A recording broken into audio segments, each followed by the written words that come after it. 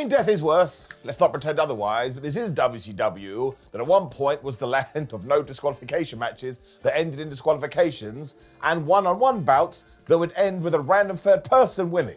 Honestly, if you never watched WCW in year 2000, you should change that today. So the promotion absolutely murdered a few stories and a few careers over its time. So hello, I'm the bored idiot Simon Miller, and I thought today we could go through, well, some of the worst offenders and then cry, because WCW closed 24 years ago, and yet we're still talking about it.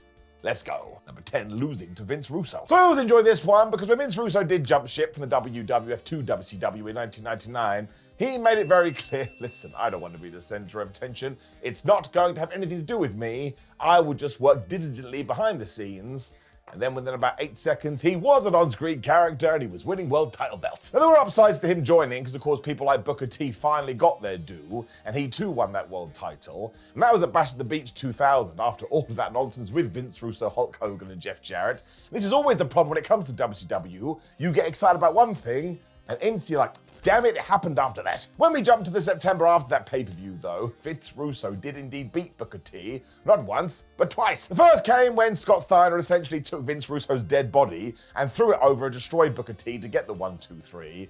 And then yes, a week later it was a steel cage match and Vince Russo won the big gold belt after Goldberg speared him out of the steel. And as per WCW rules, whoever's feet hit the floor first was going to win. So Vince Russo was the WCW World Heavyweight Champion. Now remember, this was done to win the WCW hardcore fans back because earlier in the year, David Arquette had also won this title. Surprise, surprise, everybody just turned off their TV because they couldn't handle it anymore. Now you'll probably ask yourself, well, who did Vince Russo lose it to? No one. Nada. Zero. He just vacated it a week later because I'm not a real wrestler. Then why the flub are you in wrestling matches? Now all you really need to know is that Vince Russo essentially saw all championship belts as merely props. And yes, they are storytelling devices, but if you're a proper nerd like me and you know actually they do have meaning attached to them. And if your favorite wrestler ever wins one, well, you have water coming at your seeing devices. Just about a cherry on top as well, do you know what Vince did to Booker T after this? He made him G.I. Bro. I mean, that one could be in this list, but it's not. Let's move on. Number 9, insulting your own gimmick. Now, this happened actually during a brand new character's debut too, so even though I stand here years later, I have no idea what WCW was thinking. Now, once again, it did happen after Vince Russo had jumped ship and he called up Dustin Rhodes and said, hi, I know your Goldust gimmick has kind of hit a wall, so why don't you come over to WCW and kind of become our version of The Undertaker, I suppose. Like the character was called Seven, and one of the first videos, Seven was hanging outside a kid's bedroom window at night, saying some really weird things. Now, WCW didn't mean it to come across that way, but I've seen this video many a time and it kind of comes across that way. On the 8th of November Nitro though, Seven then floated, quite literally, his way to the ring, when Dustin kind of just got rid of all the pretense, went, man, this gimmick absolutely sucks, I don't want to do this, and I have no idea what's going on. So it was like, well, 1, why did you agree to this? And 2, why are we putting this on TV? Just kill the whole thing. It just ruined any potential fresh start Dustin could have had, and my personal inkling, and I'm completely speculating here, is that the network, the Turner execs, had seen that original vignette and gone, I don't know what you're getting at here, but you cannot do anything with this character, and they actually did pull the plug, which is when Vince Russo went into work shoot mode. Let's face it, that was one of his favorite things to do. It just meant we were in instant rebuilding mode, and the whole point of this gimmick was to rebuild somebody. So as ever, say it with me, my friends, it was totally stupid. Number 8, the other Judy Bagwell match. So understandably, when Judy Bagwell's name gets brought up, most of us remember when WCW suspended her on a forklift and then had Buff Bagwell and Canyon fight over her honor. Well, that's not true. They were fighting over the ownership of Judy Bagwell. Don't get mad at me, that's what they did. As it turned out for Judy, this wasn't going to be a one and done because Rick Steiner was meant to team with Buff Bagwell in order to go after the tag team titles when Buff Bagwell turned his back on Rick Steiner. So Rick was all like, well, what am I going to do now? Apparently he had no options. Well, he came up with an ingenious plan. Did he ask Sting? Nope. Did he ask Lex Luger? Nope. Did he ask Kevin Nash? Nope. He decided, well, Buff, given that you do enjoy using your mother on these television tapings, I am going to team with her. That's right, Rick Steiner, to try and win the tag team championships, thought his best foot forward was teaming with an elderly lady. It got even more crazy because at first Rick did pick Kenny Chaos when he totally changed his mind, and the only reason this didn't happen is because Rick Steiner got injured and WCW scrapped the whole angle. Now what I would have done is I would have sent Judy out and I would have had her win tag team titles all by herself, and you're saying, Simon, nobody would ever have done that. Once again, go and watch WCW in the year 2000. Maybe we're going to do this today, it'd be the equivalent of CM Punk and Roman Reigns feuding, and Punk going, I'm going to team with your mum, Roman. Can you imagine the internet? It literally would have melted down. Now, there were so many questions to this, but sadly none of them got answered because, again, Judy Bagwell didn't get physical, and after this, she didn't really appear anymore. It's probably for the best. She likely didn't want to do it to begin with. Number 7, being injured for nothing. Bash at the Beach 1999. We all talk about Bash at the Beach 2000, but you should go 12 months prior because WCW decided to book the Junkyard Invitational, which, yes, was going to be a brawl in a junkyard and anybody could join in. Wonder how many people got injured during this? Absolutely loads of them, because the WCW, in all their wisdom, booked it in an actual junkyard. Why? Now all this got even worse because 1, none of this was planned and they kind of just pulled it out of their ass at the last minute, but 2, because they did shoot it in a literal junkyard, they didn't have the right camera kit, they didn't have the right production lighting, so you can't actually see what's going on here. And Paul, William Regal and Fit Finlay get absolutely destroyed during this thing, and for what? Nothing. Even if you want to check this out in 2025, you're essentially looking into the abyss. So it really is just a mess, both literally and figuratively, because it wasn't good. Yes, a load of people after this was like, I'm going to have to rest because I've been cut to shreds by all the crap that was on the floor. It wasn't even a good idea to begin with. This is why when you're going to do a street fight, you put it in inverted commas and you just do it in the ring and you tell the performers wear jeans because it will look like you're fighting outside.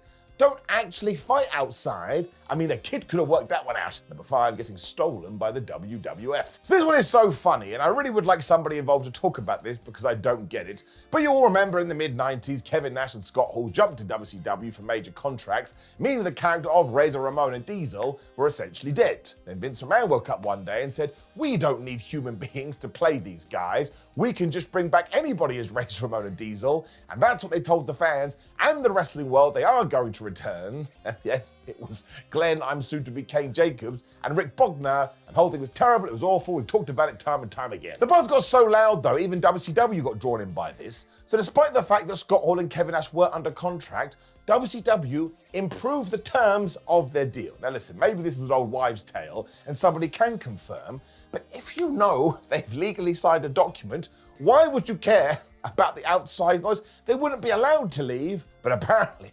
WCW decided that they were, and they gave them a bunch more cash. Can you imagine Kevin Nash and Scott Hall's face when they got this? They must have been like, bro, this is the best. Just imagine how WCW management felt too when they saw these two idiots walk out on WWF Raw instead.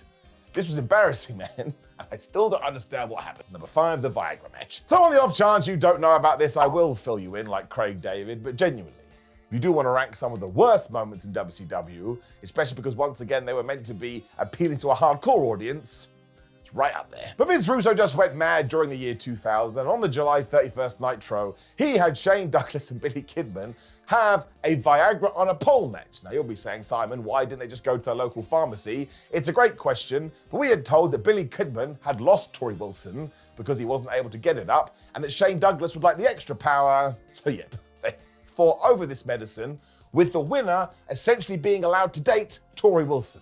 And if you don't think that's offensive, my gosh, you need to go look in the mirror. Let's not forget either that Billy was meant to be the babyface here, so we were meant to feel sympathy for him for having erectile dysfunction.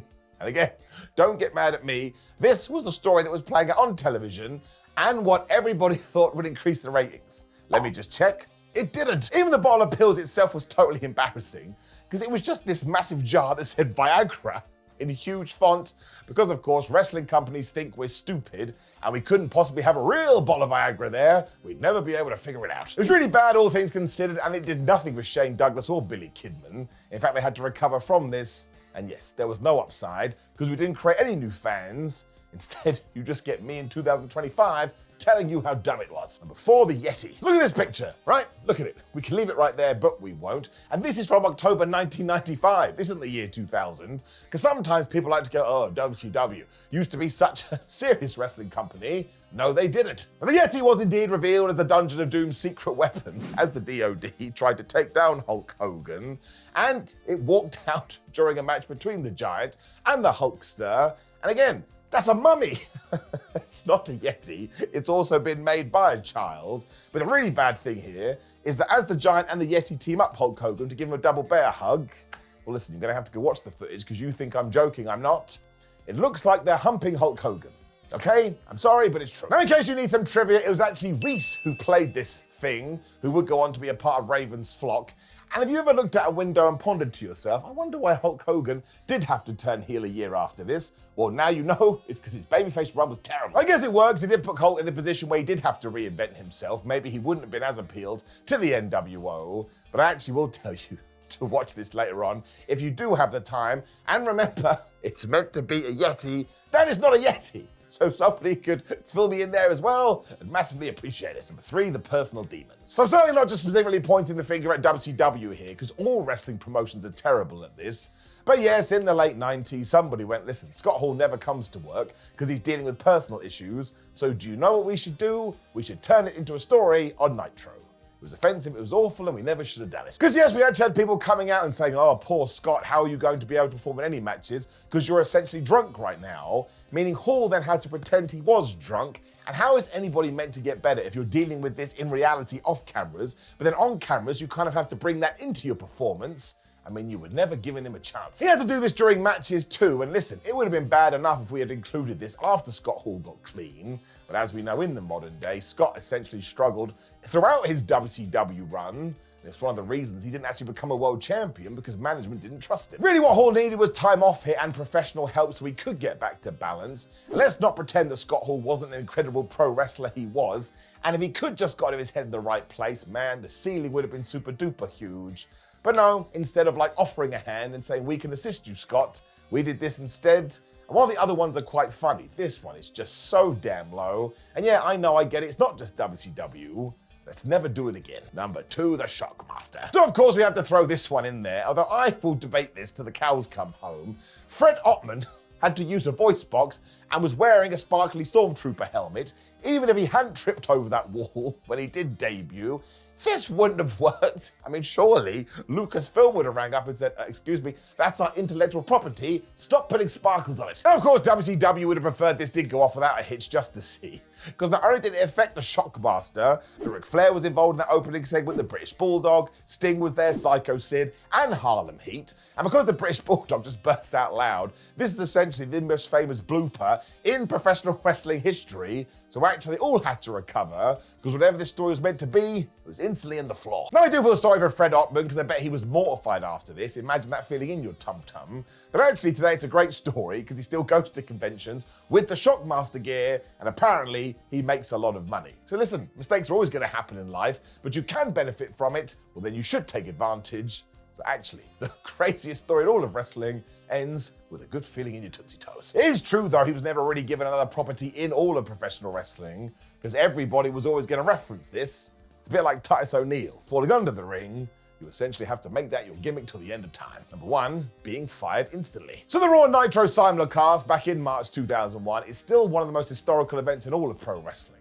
Like if you weren't into sports entertainment back then, you couldn't believe it. You could put on 2 channels, and there was Raw, and there was Nitro, and who was on both screens at one point? It was Vince McMahon. You kind of looked around and thought to yourself, we are not in Toto anymore, Kansas. That was the 26th of March, and Vince didn't pull any punches, because almost instantly he said, ha ha ha, I have bought my competition, so let's, I don't know, clean the books, because Jeff Jarrett, he actually spat out his name, you're gone, you're fired, no job for you, goodbye. This wasn't a storyline either. Double J was gone. Now apparently this came down to the fact that when Jeff was still hired by the WWF in 1999, he had essentially held them up for ransom at the No Mercy pay-per-view, where he said, I will not go out there and lose to China unless you pay me the money I am owed. Now, fair play to Jeff Jarrett. He has always said this didn't happen, but quite clearly there was an impasse between him and management, and Vince McMahon hadn't forgotten 2 years later. So yeah, Jeff was gone just like that. It also meant the rest of the WCW roster was sweating over their future, because if it was that easy, what the flub are they gonna do?